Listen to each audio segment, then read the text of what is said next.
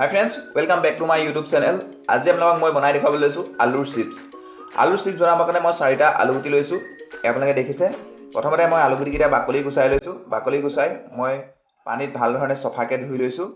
এনেধৰণে আপোনালোকেও ধুই ল'ব।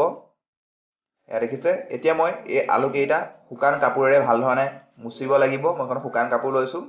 আলুকেইটা এনেধৰণে প্ৰথমতে শুকাই কাপোৰে মুচি ল'ব লাগিব। এই ৰেচিপিটো বনাবলৈ খুব ইজি আৰু খাবলৈ খুব টেষ্টি হয়। আপোনালোকে সকলোৱে চাগে খাই ভালেই পায় আলুৰ চিপছ। মই আজি আপোনালোকক সকলো প্ৰচেছ দেখাম আলু চিপছ প্ৰস্তুত কৰাৰ। তাৰ আগতে যদি আপোনালোকে মোৰ চেনেলটো ছাবস্ক্ৰাইব কৰা নাই তেতিয়া চেনেলটো ছাবস্ক্ৰাইব কৰিব আৰু কাষত যিটো বেল আইকন আছে সেই বেল আইকনটো প্ৰেছ কৰিব। এতিয়া মই এখন পিছনা লৈছোঁ।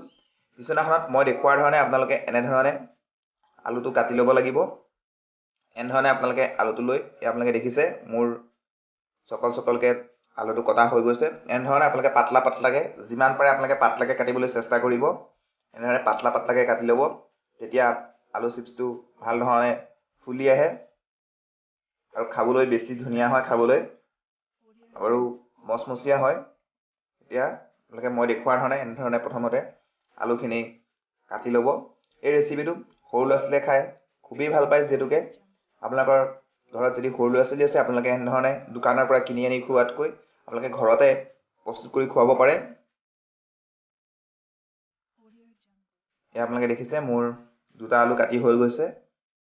এনেধৰণে মই 4টা আলু এনেধৰণে কাটি ল'ম। এয়া দেখিছে আপোনালোকে মোৰ গোটেইখিনি কাটি হৈ গ'ল।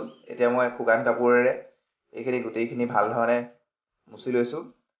তেতিয়া বনাবলৈ ভাল হয়, সেইকাৰণে মই শুকানকৈ মুচি লৈছোঁ। তেতিয়া ইডোখৰ আলু আৰু সিডোখৰ আলু লগ খাই নাযায়, সেইকাৰণে মই এনেধৰণে মুচি লৈছোঁ। এতিয়া মই বনাবৰ কাৰণে ষ্ট'ভৰ ওপৰত কেৰাহীখন পাতি লৈছোঁ। কেৰাহীখন গৰম হৈ অহাৰ লগে লগে মই তাত দিছোঁ ৰিফাইন তেল। আপোনালোকে ৰিফাইন তেল অলপ সৰহকৈ দি ল'ব, তেতিয়া বনাবলৈ ভাল হয়। আপোনালোকে দেখিছে মোৰ তেলখিনি লাহে লাহে গৰম হৈ আহিছে। এতিয়া মই ইয়াত দি দিছোঁ যিখিনি আলু মই চকলকৈ কাটি লৈছিলোঁ, আলুখিনি দি দিছোঁ। এনেধৰণে আপোনালোকে আলুখিনি দি দিব। এনেধৰণে মই যিধৰণে দেখাইছোঁ এনেধৰণে দেখিছে আপোনালোকে তেলত এয়া দিয়াৰ লগালগ হৈ আহিছে, বেছি সময় নালাগে। খুব ইজি ৰেচিপি আৰু খুব কম বস্তুৰে আপোনালোকে এই ৰেচিপিটো প্ৰস্তুত কৰিব পাৰে আৰু খাবলৈ খুব টেষ্টি হয় এই ৰেচিপিটো। এয়া দেখিছে আপোনালোকে মই হেতাৰে লৰাই দিছোঁ। আপোনালোকে লাগিবলৈ নিদিব ইচকলৰ লগত সিচকল, সেইকাৰণে চকলকৈ দিব, তেতিয়া লাগি নাযায়। তেতিয়া ভাল ধৰণে মচমচীয়াকৈ হৈ যায়। এতিয়া মই এইখিনি আকৌ অলপ লুটিয়াই দিব লাগিব যাতে দুইফালে সোনকালে হৈ যায়। এয়া মোৰ হৈছে আৰু অলপ সময় লাগিব এইখিনি হ'বলৈ। আপোনালোকে দেখিছে মোৰ হওঁ হৈছে।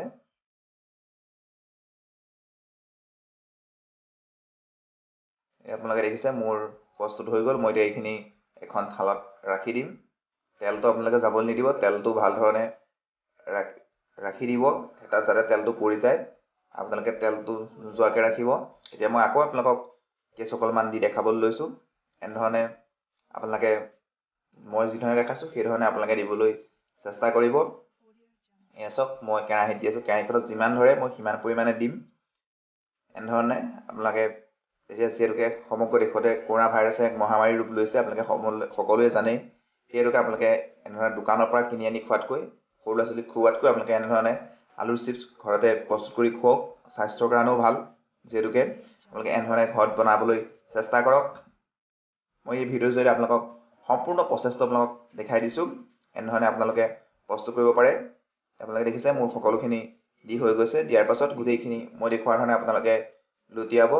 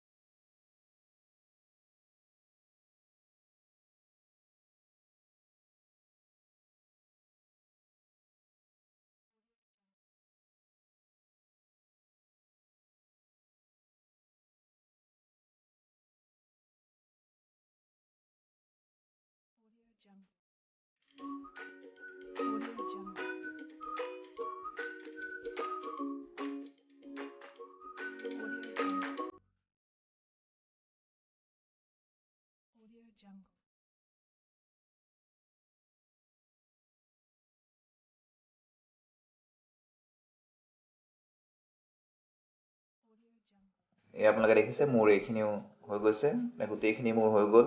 এনেধৰণে আপোনালোকে ঘৰতে প্ৰস্তুত কৰিব পাৰিব আলুৰ চিপছ।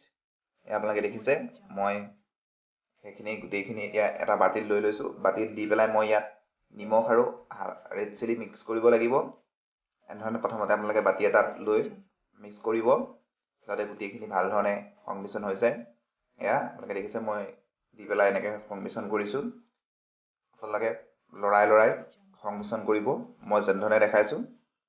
এয়া মোৰ এতিয়া গোটেইখিনি সংমিশ্ৰণ প্ৰায় হৈছে আৰু এনেধৰণে আপোনালোকে গোটেইখিনি সংমিশ্ৰণ কৰিব, তেতিয়াহে আপোনালোকৰ ৰেচিপিটো খাই ভাল লাগিব। এনেধৰণে আপোনালোকেও ঘৰতে প্ৰস্তুত কৰিব পাৰিব। যদি ভিডিঅ'টো চাই ভাল পালে তেতিয়াহ'লে প্লিজ মোৰ চেনেলটো লাইক কৰিব, কমেণ্ট কৰিব আৰু সকলো বন্ধু বান্ধৱীলৈ হোৱাটছআপ ফেচবুকৰ জৰিয়তে শ্বেয়াৰ কৰিব। আকৌ এটা নতুন ভিডিঅ'ত লগ পোৱাৰ আশাৰে আজিলৈ আপোনালোকৰ বিদায় লৈছোঁ। ধন্যবাদ।